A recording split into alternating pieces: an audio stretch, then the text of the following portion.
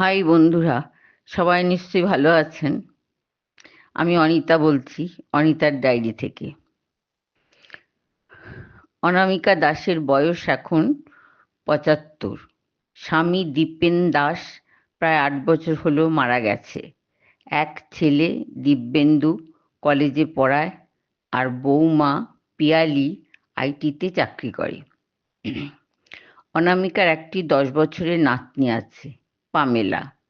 থাকে দার্জিলিংয়ে, ডাউহিলে পড়াশোনা করে। বছরে একবার অ্যানুয়াল পরীক্ষার পর বাড়ি আসে। প্রায় ৫ বছর হয়ে গেল পামেলা দার্জিলিংয়ে থাকে। প্রথম প্রথম খুব কান্নাকাটি করত মা বাবাকে দেখতে গেলে, বাড়ি আসার জন্য, ঠাম্মিকে দেখার জন্য। এখন আস্তে আস্তে পামেলার সব অভ্যাস হয়ে গেছে। ঠাম্মিকে ছাড়া ঘুমানো, ঠাম্মির হাতে খাওয়া, আরও কত কি সব ভুলে গেছে। সব কিছুই সময়ের হাতে ছেড়ে দিলে আস্তে আস্তে ঠিক হয়ে যায়।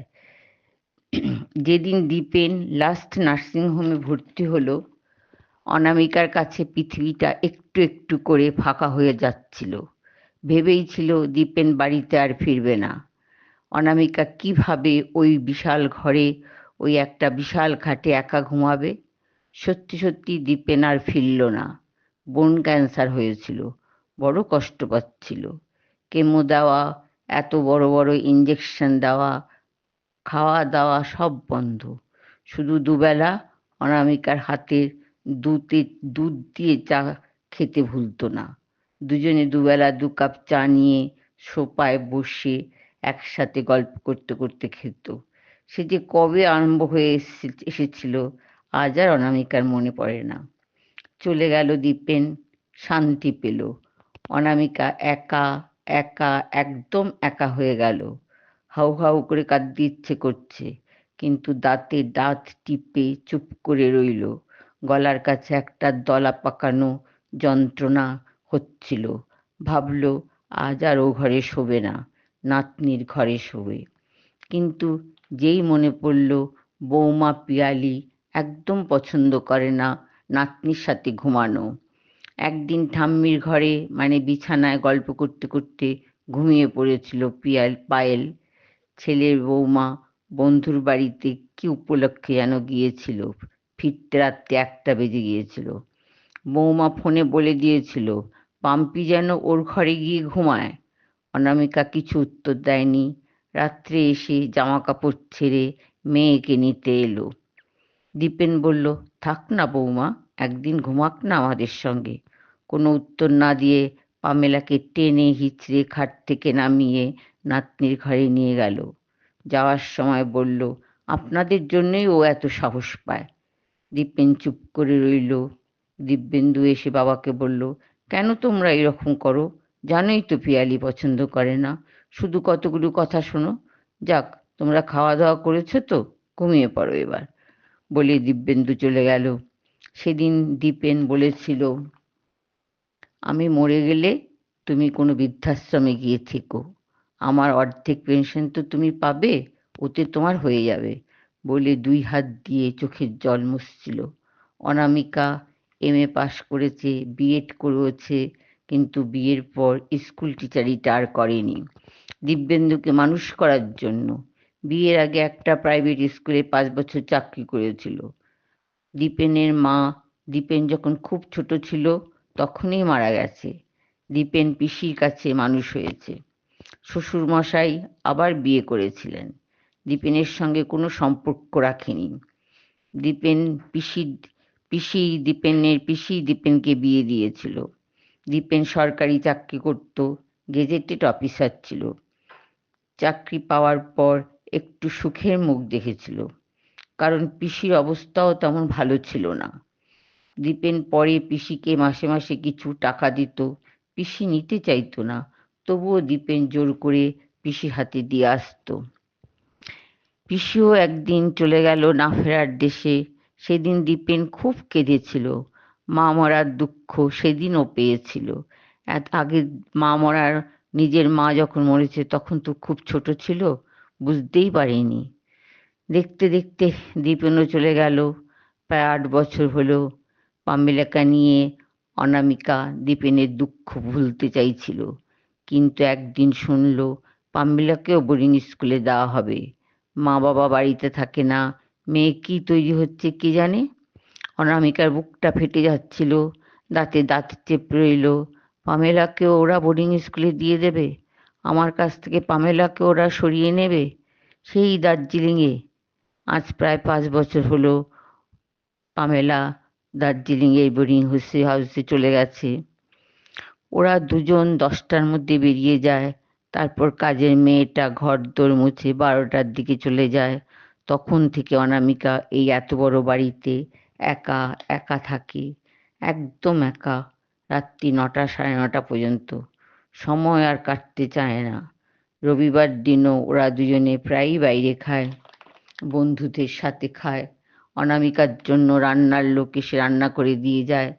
দুপুরবেলা একা একা বসে খেতে ভালো লাগে না। দিদুনের কথা অর্থাৎ পামেলার কথা খুব মনে পড়ে। দিদুন এখন কি করছে এই সব ভাবে বিছানায় শুয়ে শুয়ে। চোখ একটুও লাগে না। পুরনো সব দিনের কথা মনে পড়ে। দিব্যেন্দু যখন মেয়ে হয়েছে, দীপেন যখন শুনেছে, সেই দিনই পিসিচন্দ্রে গিয়ে হাতের দুটো ছোট ছোট বালা, সোনার বালা, আর পায়ে রূপার পায়েল নিয়ে এসেছিল। সেই থেকে পামেলা নাম হয়েছে। কি খুশি! দীপেনকে বলে, নাতনিকে আমি হাত গলা ভর্তি গয়না দিয়ে বিয়ে দেব। তোর মায়ের সব গয়না দিয়ে ওকে আমি সাজিয়ে দেব। অনামিকা বলে, থামো তো, ওকে বড় হতে দাও। সব রেখে দীপেনও চলে গেল। কি কান্না কেঁদেছিল পামেলা সেদিন। আমি দাদুর ঘরে ঢুকবো না, দাদু কোথায় গেল, দিদুন বলো দাদু কোথায় গেল। এইভাবে দিন যেতে চায় না, ঠেলে ঠেলে দিন যাচ্ছিল। টিভি দেখা অনামিকার নেশা নেই, গল্পের বই পড়তে ভালোবাসে। পাড়ার ক্লাব থেকে একটা পাঠাগার আছে, ওখানে কিছু বই এনে পড়ে, আর মাসে একটা করে আনন্দবাজার বই রাখে, সারাদিন এই পড়ে। আর কোথায় ঝুল পড়ল, কোনখানকার গ্রিলটা মোছা হয়নি, এইসব করে।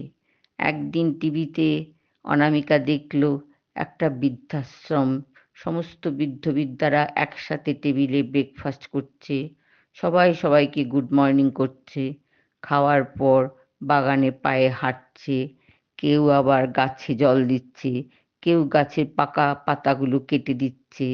কি সুন্দর আনন্দে বৃদ্ধারা ঘুরে বেড়াচ্ছে, গল্প করছে। এই ভেবে অনামিকার খুব লোভ হলো। এই দেখে অনামিকা দীপেনের কথা মনে পড়ল। দীপেন বলেছিল, বৃদ্ধাশ্রমে গিয়ে থাকতে তুমি বন্ধু পাবে, কথা বলার লোক পাবে, একা একা লাগবে না, সবাই মিলে গল্প করতে পারবে। অনামিকা এর মধ্যে একদিন দিব্যেন্দুকে বলল, আমার সাথে তোর কিছু কথা আছে, তুই আমাকে রাতে সময় দিতে পারবি? দিব্যেন্দু বলল, কোনো সিরিয়াস কথা মা, এখন বলো না, আমার হাতে এখনো আধ ঘন্টার সময় আছে। অনামিকা বলে, আমার জন্য একটা ভালো বৃদ্ধাশ্রমের খোঁজ করবি? দিব্যেন্দু বলে, কেন মা, তোমার কোনো অসুবিধা হচ্ছে এখানে? অনামিকা বলে, না না, শুধু তোরা চলে গেলে সারাদিন এই বাড়িটা আমাকে গিলতে আসে, আমার ভালো লাগে না। বৃদ্ধাশ্রমে বন্ধু পাবো, কথা বলার লোক পাবো, একা একা লাগবে না। তাই বলে তুমি আমাদের ছেড়ে বৃদ্ধাশ্রমে চলে যাবে? লোকে বলবে কি? দিব্যেন্দু আর পিয়ালিমাকে বৃদ্ধাশ্রমে পাঠিয়ে দিয়ে ছাড়লো। না না, ওসব হবে না, তুমি এখানেই থাকবে। অনামিকা বলে, তুই না দেখলে আমি সুখেনকে খবর দেব। সুখেন হচ্ছে দিব্যেন্দুর পিসির ছোট ছেলে। দিব্যেন্দু বলে, পিয়ালি আসুক, আলোচনা করে নি। অনামিকা বলল, আমি কিন্তু বৃদ্ধাশ্রমে যাবই, তোর বাবা বলে গেছে। আর পেনশনের অর্ধেক টাকা তো আমার ব্যাংকে পড়ছে, ওই টাকা থেকে হয়ে যাবে। তোরা যখন বাইরে বেড়াতে ঘুরতে যাস, আমার জন্য বেশ কিছুদিন থাকতে পারিস না, তাড়াতাড়ি তোদের ফিরতে হয়। অনেক সুবিধা আছে জানিস। আমার দুপুরে হঠাৎ যদি শরীর খারাপ করে, তখন কে তোকে ফোন করবে? ওখানে তো দিদিরা সব সময় খবর নিচ্ছে। চিন্তা করে দেখ, অনেক সুবিধা আছে। আমার জন্য তোদের আর এত চিন্তা করতে হবে না। তোমার আমাদের দেখতে ইচ্ছে করবে না? দিব্যেন্দু বলল। অনামিকা বলে, পায়েলকে ছেড়ে যখন থাকতে পারছি তখন তোকে ছেড়েও থাকতে পারবো। আর তোরা যাবি আমার সাথে দেখা করতে? দিব্যেন্দুর সেদিন চোখ দিয়ে ঝরঝর করে জল পড়ছিল। মা, আমি একটা অপদার্থ ছেলে তোমার। তোমার কথা একদম ভাবতাম না। তুমি এই এত বড় বাড়িতে সারা দিন একা একা থাকো। এই যা কেউ নেই তোমার সাথে দুটো কথা বলে। রাত্রে এসেও আমরা তোমার তেমন খোঁজ খবর নেই না। কেমন আছো কিছু জিজ্ঞেস করি না বলে কাঁদছিল। অনামিকা ছেলের মাথায় হাত দিয়ে বলল, এটাই সময়ের নিয়ম। কাঁদিস না। বৃদ্ধাশ্রমে আমি ভালো থাকবো। আমার জন্য এত চিন্তা করিস না বাবা। দিব্যেন্দু কলেজে চলে গেল। রাত্রে ফিরে পিয়ালিকে নিয়ে অনামিকার ঘরে ঢুকলো। পিয়ালি বলল, মা, আপনি আমাদের জন্য বৃদ্ধাশ্রমে যেতে চাইছেন না তো? এখানে একা একা লাগবেই। যদি একটা সারাদিনের কাজের মেয়ে রেখে দিই, আপনার সাথে গল্প করবে, বিকেলে চা করে দেবে। অনামিকা হাসল, বলল, না বৌমা, তোমাদের কোনো দোষ নেই। আমার আর দীপেনের ইচ্ছে ছিল আমি বৃদ্ধাশ্রমে গিয়ে থাকি, অনেক বন্ধু পাবো, একসাথে খাওয়া দাওয়া করবো, একে অপরের খবর নেব, এইসব আর কি। পিয়ালি বলল, ঠিক আছে মা, আমার এক বন্ধুর মা সোনারপুরের দিকে একটা বৃদ্ধাশ্রমে থাকে। বৃদ্ধাশ্রমটির নাম নীরব কুটির। ওর মা খুব ভালো আছে। আমার বন্ধু মাকে বাড়িতে আনতে চাইলে আসে না, বলে, না, তোরা অফিস চলে যাবি, আমি সারাদিন একা থাকবো। আমি এখানে ভালো আছি। ওর মার শরীরটাও খুব ভালো হয়েছে। অনামিকা চুপ করিয়ে দাঁত চেপে রইল, শুনছিল। স্বামীর খেটে করা উপার্জিত অর্থে তৈরি এই শান্তির বাড়িটা ছেড়ে ওকে বৃদ্ধাশ্রমে চলে যেতে হবে। কিছু বলল না। বৌমা, তুমি খোঁজ করো, যত তাড়াতাড়ি হয় ভালো হয়।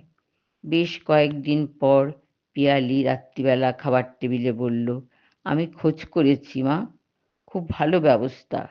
যার যার আলাদা আলাদা ঘর, অ্যাটাচ বাথরুম, সারাদিন ডাক্তার, সব কিছু ভালো। অনামিকা রাজি হয়ে গেল। সামনের রবিবার দিন ওরা দুজনে মাকে নিয়ে গিয়ে পৌঁছে দেবে। আজকে বৃহস্পতিবার।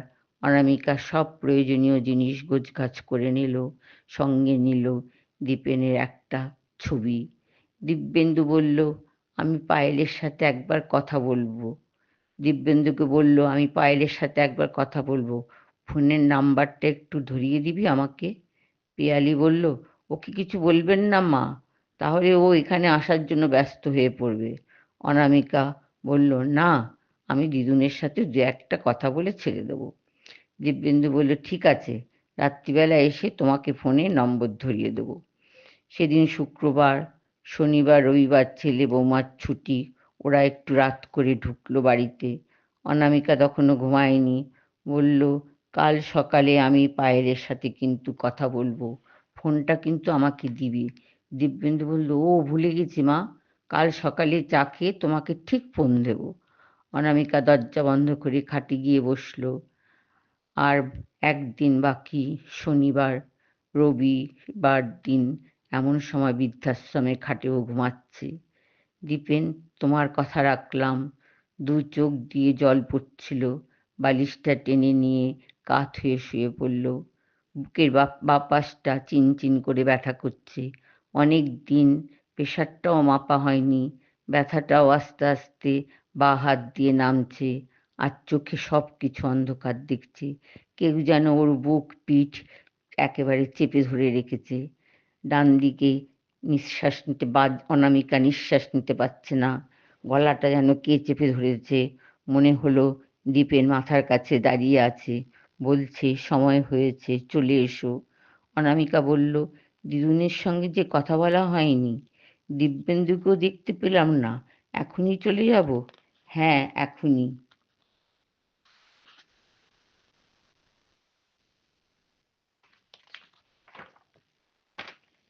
আস্তে আস্তে অনামিকার চোখ বন্ধ হয়ে আসছে। নিঃশ্বাসটা জোরে জোরে হচ্ছে।